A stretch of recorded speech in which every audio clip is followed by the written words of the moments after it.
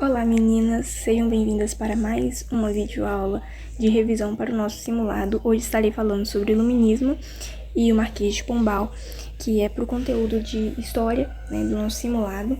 Em breve vai ter, a próxima videoaula vai ser falando sobre o restante do conteúdo, que aí já é sobre positivismo, enfim, e eu vou estar lançando também, ok? Então vamos começar aqui falando sobre o iluminismo, que ele surgiu no século XVII e se fortaleceu no século XVIII.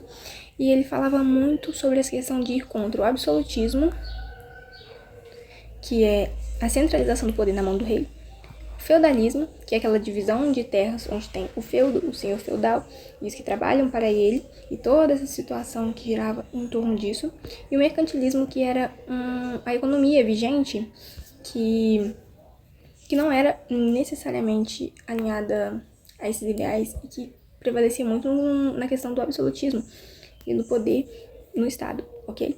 Então, assim, tinham também a fala sobre a crítica à igreja, então era o laicismo, eles queriam essa separação entre Estado e igreja, e a separação dos poderes por Montesquieu, que aí nós temos o executivo, legislativo e judiciário, os três poderes que a gente conhece, ok?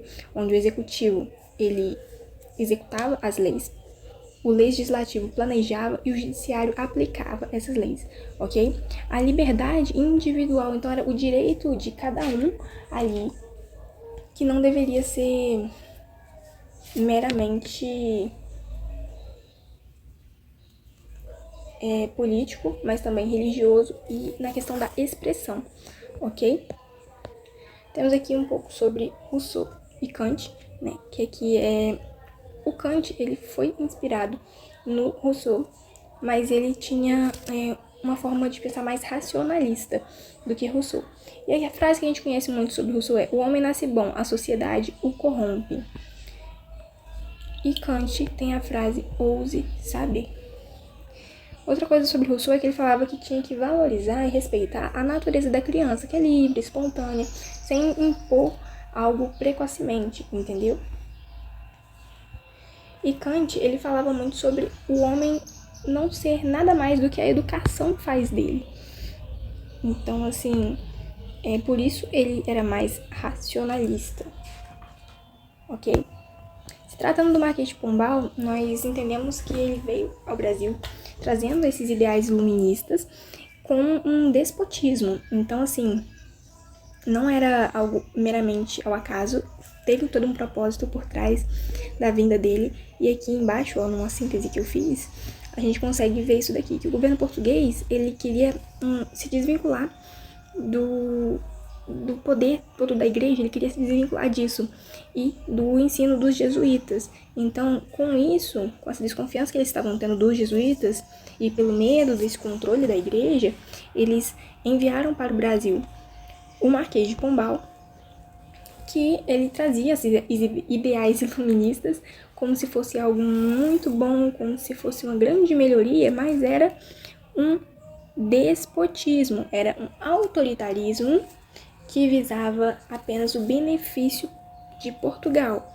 primordialmente. Então aí você pensa, mas fizeram várias escolas onde o ensino era precário, ok? Então assim, tem toda essa situação. Por exemplo, os jesuítas, eles tentavam ensinar aos indígenas, se eles não queriam aprender, se eles se recusavam a aprender, eles faziam o quê? Matavam.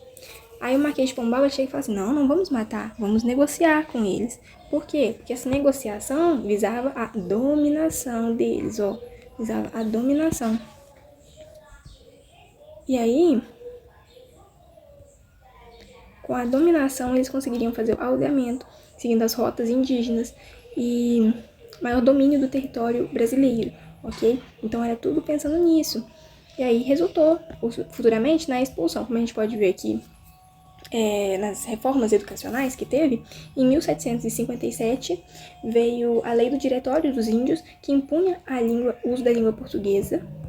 Então assim, não, tem que falar português aqui na colônia, ok? Então assim, é isso mesmo. E o controle sobre os indígenas, que gerou um afastamento já da influência dos jesuítas. E futuramente, lá em 1759, 2 anos depois, veio a expulsão dos jesuítas e a Lei dos Estudos Menores. O que acontecia? os jesuítas, eles dominavam a educação e o Pombal, ele veio e secularizou o ensino. Então, vou colocar aqui para vocês, secularizou.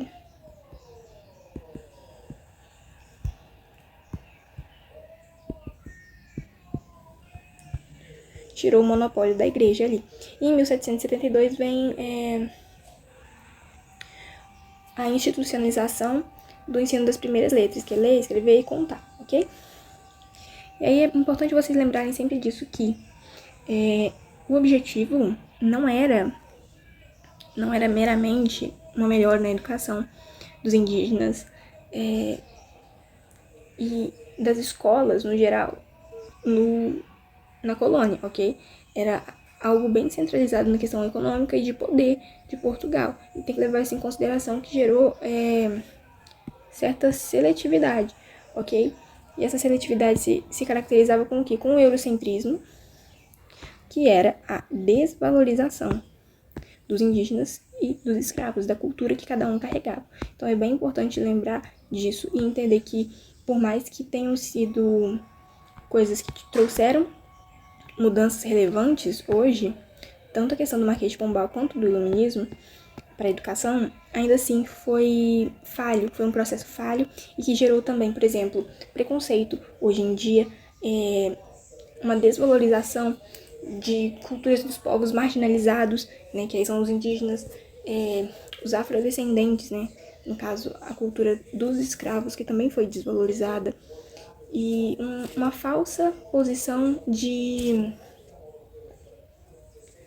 ser parte, né, que eles colocavam como se fosse resolver o problema dos indígenas e dos escravos e tornar eles parte deste sistema. Não era exatamente isso que acontecia. Conteúdo eu vou estar disponibilizando para vocês no grupo depois, ok? Espero que esse resumo tenha ajudado vocês a entender um pouco sobre o tema. Em breve, provavelmente amanhã, virá a próxima videoaula, completando o assunto com os demais tópicos. Bons estudos, espero que tenham gostado e até a próxima. Beijos!